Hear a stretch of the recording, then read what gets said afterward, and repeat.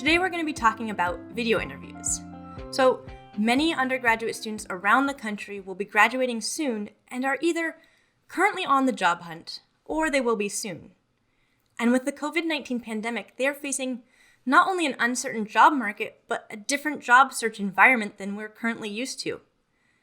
Companies across the country are foregoing in-person interviews in favor of video interviews run through software like Zoom or Skype. But how do you leave the best possible impression when you're not even meeting your interviewer face-to-face? So today, I'm going to give you my tips for setting yourself up for success in a video interview. So most of the normal tips for job interviews will also apply to video interviews. So make sure to think about the sort of questions they might ask and prepare some answers. Make sure you can talk about each bullet point on your resume and have some questions prepared to ask them, etc., etc. And these are all really important. But today we're going to focus on the unique challenges that a video interview presents. So a good goal for any interview is to appear professional, responsible, and prepared. And you probably already know how to present yourself well in person, but there are things that you might not have thought about in a digital environment.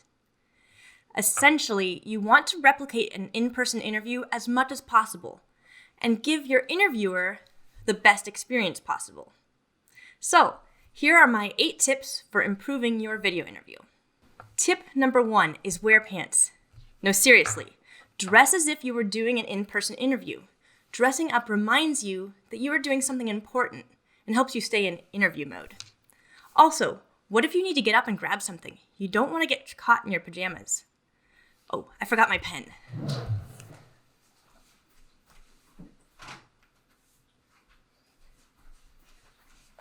Got it.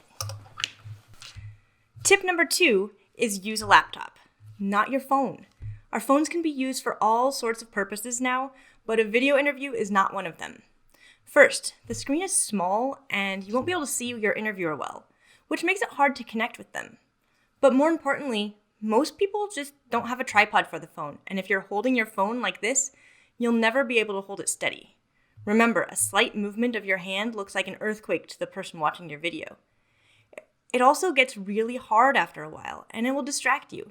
You want your focus to be on the interviewer and their questions, not how much pain your arm is in.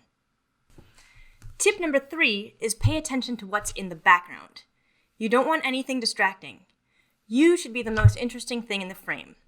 And when I first set up my laptop, I realized that my cute paintings of monsters were visible in the background. And I didn't want my interviewer to be distracted by my taste in art, so I moved to another side of the table. The background here is boring, but there's nothing distracting behind me, so it's a big improvement.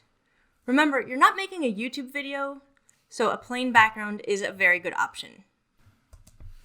Tip number 4 is to think about where to put your laptop or your camera. Specifically, what height to place your camera at. So let's take a look at 3 different options. 1, on your lap, 2, on a desk or a table, or 3, on a desk or a table, but elevated several inches. So this is what it looks like when I have my laptop or camera on my lap. And as you can see, this is not the most flattering angle, and probably not what you want your interviewer to be looking at for an hour or half an hour, whatever length of interview you have. It looks like you were unprepared and couldn't be bothered to put in much effort. So no matter how well you answer the questions, you might still come off as unprofessional, which is not what we want. So this is what it looks like when my laptop is just sitting on a desk. And this is a much improved option compared to your lap. This is probably what most people will do for a video interview. So you'll be comparable to most of the other people that they've interviewed. So in other words, an average candidate. But your goal should not be to be average. You want to stand above the other candidates. Now the camera is at eye level, so the interviewer is seeing you just as they might in an in-person interview.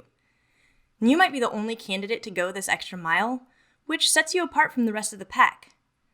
And now you come off as professional and prepared, and your interviewer will notice. So what I've done is stacked 3 board game boxes, and then I put my laptop on top of it. And that puts the camera right at my eye level. So you can use whatever stacking options you have at home. Just try to make sure that the camera is right in line with your eyes. Tip number 5 is pay attention to your lighting. And this might take some playing around with what you have available. So let me show you how I got the best lighting that I could within my dining room. Now, obviously this doesn't look like professional quality lighting, but you kind of just got to do the best you can with what you've got.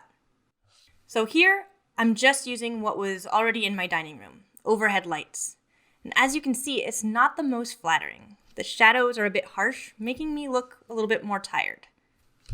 Now I've added a lamp from my living room to the table, so it's filling in some of the shadow areas that we saw in the previous example, which is much more flattering and hopefully puts you one step above the other candidates and gives you a little bit more confidence. So let's talk about natural light. If you have a big window, you might try setting up a desk in front of it. Natural light is universally flattering and it's a great option, but you don't have as much control over the lighting conditions. If you test your setup on a cloudy day, but the interview is on a sunny day, things might look pretty different. And if your interview is after dark, this is obviously not an option. And just a quick note, you should be facing the sunlight so it's hitting your face. So this is what it looks like with straight on light from the window. This is me at a 45-degree angle to the window. So I have a nice light coming on one side of my face, creating dimension on the other side of my face. And this is what I look like with the window behind me. Probably not the best option. I mean, you can play around with the exposure. Like if we bring the brightness up, you can see me, but it's not, either way, not good quality. For me, I didn't like this option because I didn't have room to move a desk by the window, and the camera would be able to see a bunch of stuff in the rest of my apartment, which would be a bit distracting. Tip number 6, put some thought into your audio. Test out all of your options ahead of time. If you have an external microphone, test to see if it's actually better than your laptop's internal microphone. Some laptops have some pretty good microphones built in, so just check to see what sounds best. So one note though, don't wear headphones or AirPods during your interview, unless that's your absolute only option. Even though your interviewer might understand that you're using it for the audio capabilities, subconsciously it gives the impression that you're disconnected and it just looks unprofessional overall. So I'm using an external microphone, but if you don't have one, just do the best that you can with whatever you have at home. Tip number 7, prepare your supplies. So print a copy of your resume and your cover letter. That way, if they have any questions about something on it, you can reference your hard copy rather than trying to pull up a digital copy on your screen.